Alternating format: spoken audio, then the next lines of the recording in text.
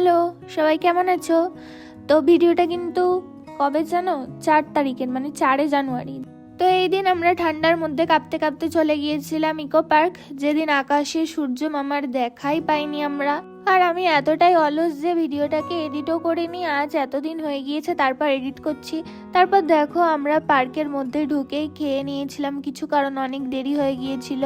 তো আমি আমার মা আর আমার দিদিদের সাথে গিয়েছিলাম। বাড়ি থেকে আমরা খাবারগুলো রেডি করে নিয়ে গিয়েছিলাম।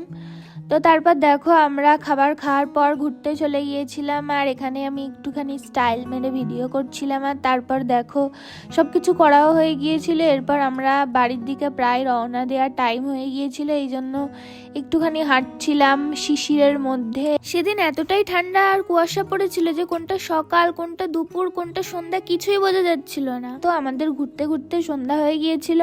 আর দেখো ফুলগুলো কত সুন্দর।